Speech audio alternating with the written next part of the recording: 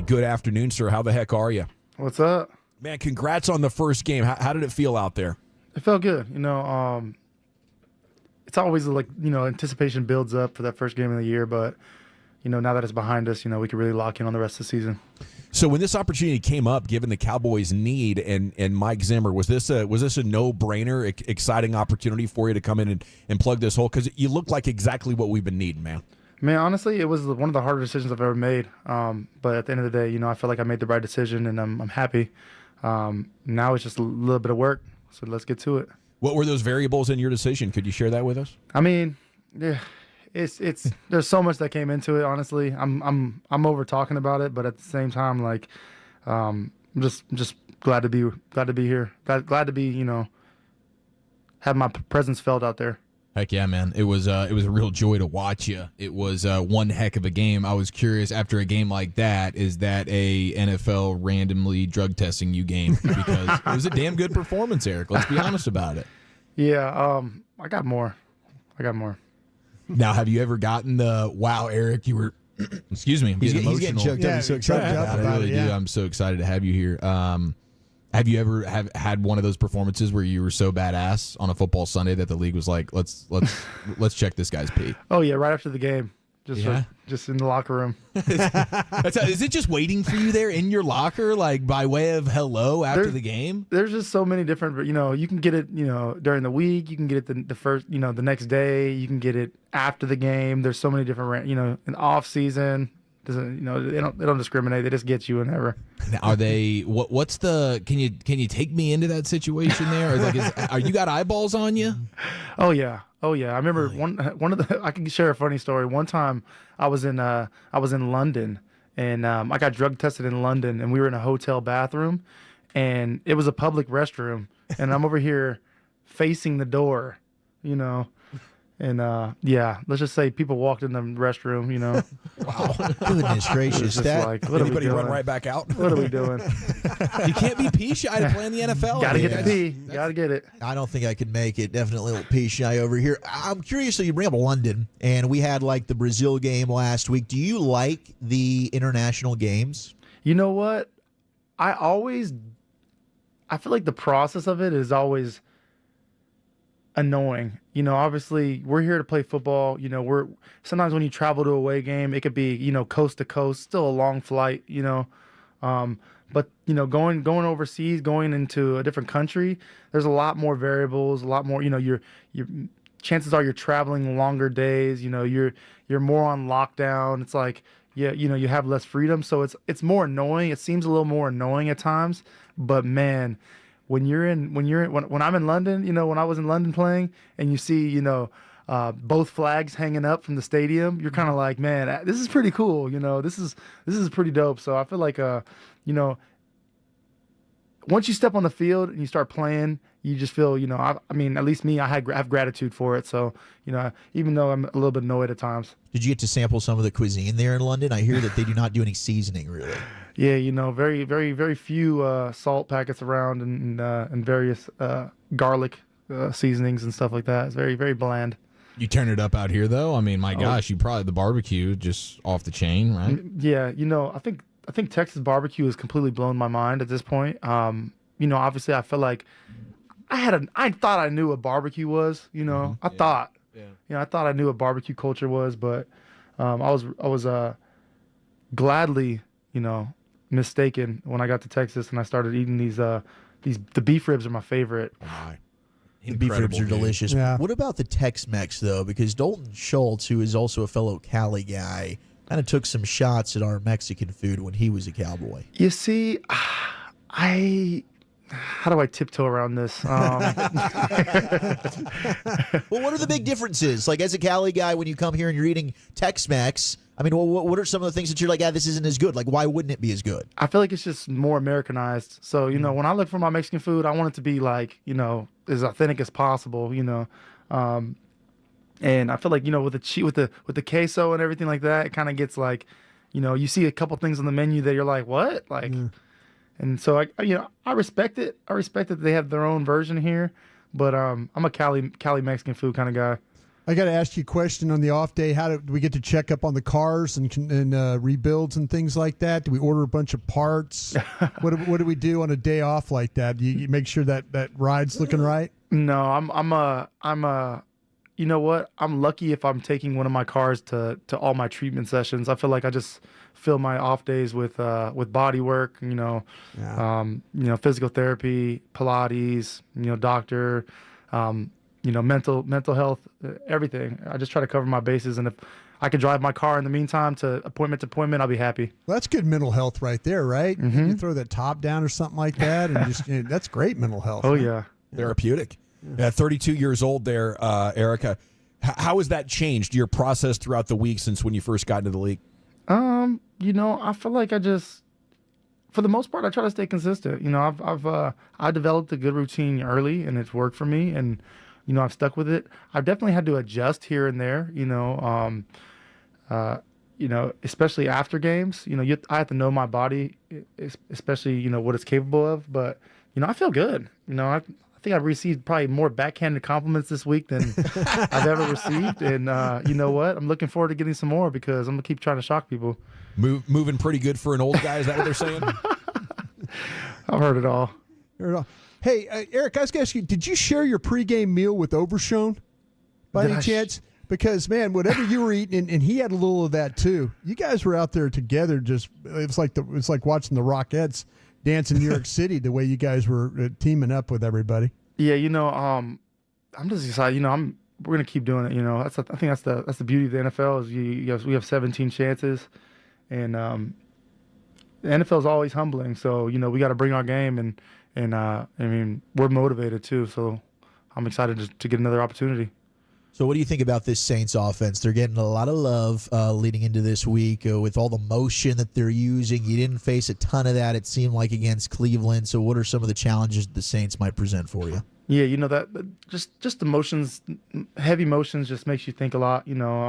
Obviously we could replicate it, but with the pieces they have on offense, we're going to have to get some stuff in the game and play it out and obviously make adjustments on the sideline.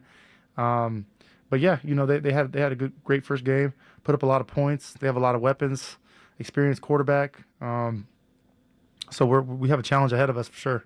Motion running game has been, kind of a bugaboo for the Cowboys. In your experience under Mike Zimmer, do you feel like you guys have had a pretty good handle on, how to make your adjustments?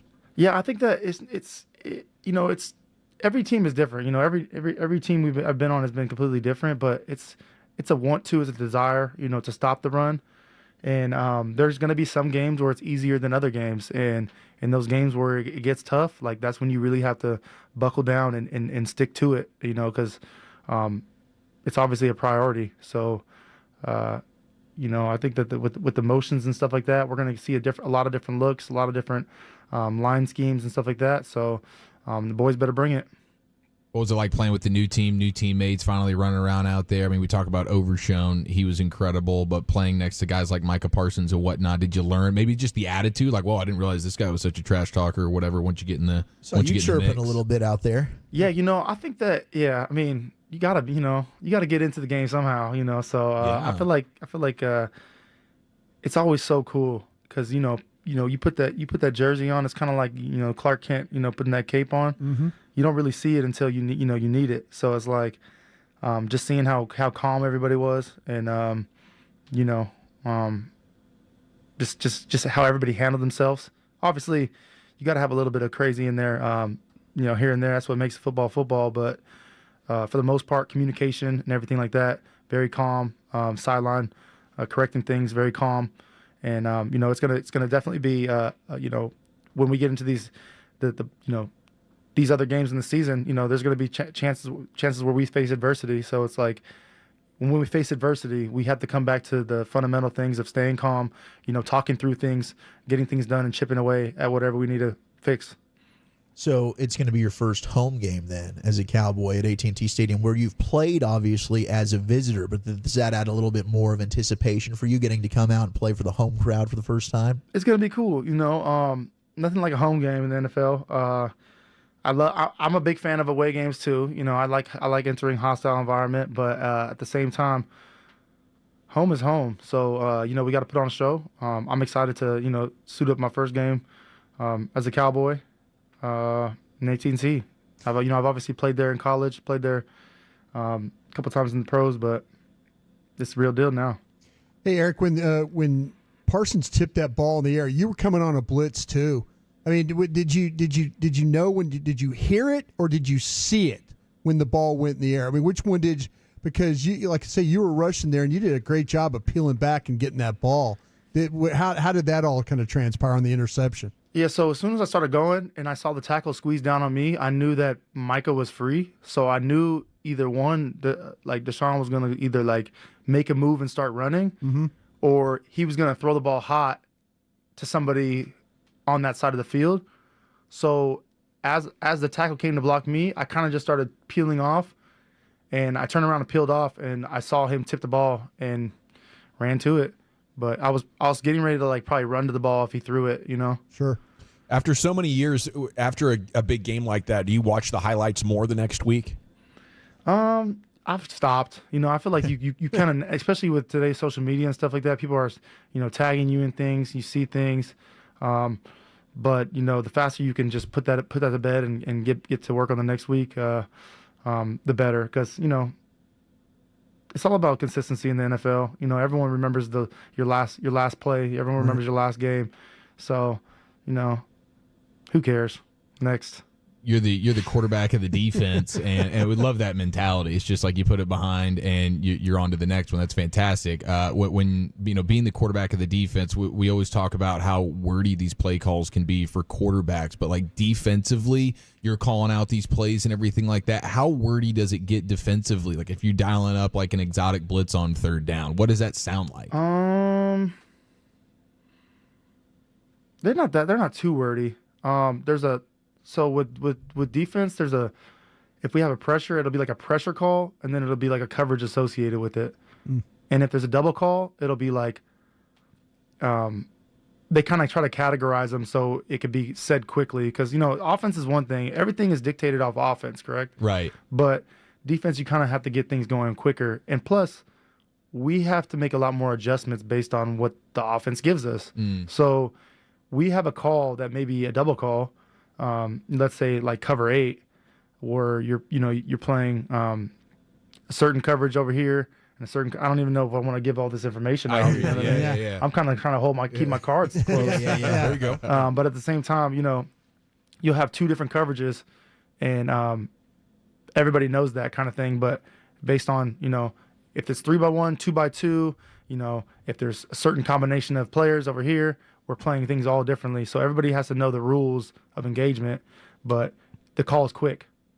It's our reigning player of the game on the Dallas Cowboys radio network. Absolutely, here, Eric Kendricks. I saw the Cowboys social media team was asking what's everybody's guilty pleasure TV show.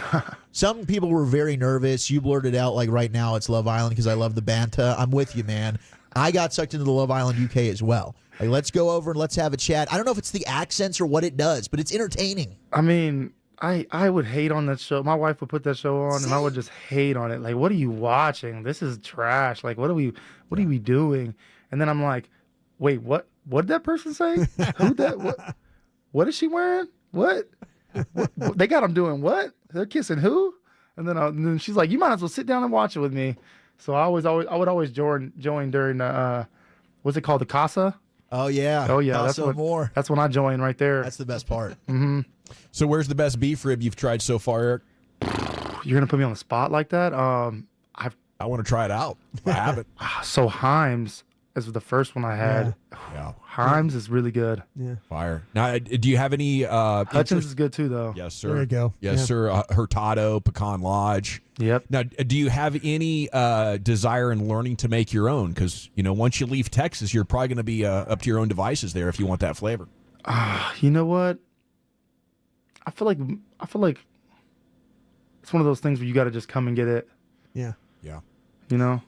Who seems like, is there anybody that feels like they got some talent on the team that's like, hey guys, I'm grilling out or I'm smoking some stuff. Why don't y'all come over and let's enjoy something here? I just don't see it. I can see them having some good food, and I feel like if you're gonna come to my house, you're gonna eat good for sure. My wife is an excellent cook. I claim sous chef, So she does all the seasonings and everything like that. But There you I'm in go. there chopping, I'm cooking. Not really during season, but so if you're gonna come to my house, you're gonna eat good. But I don't have faith in the guys on the team to just bring a good barbecue or beef rib. I just don't see it happening. I hear you, dude. guys It's are- magical how they do it. at These those guys are restaurants. just like Postmates guys, They're not, they're DoorDashing everything nowadays. They're not even putting putting the work in. How are the knife skills then? I mean, do we own like a set of like Japanese knives or Oh, something yeah. like that? I mean, Oh, yeah. And then we like pull the knuckles back and all that stuff Oh, like yeah. that. So, all right. But I try to make my chops consistent. You know what I mean? There you go.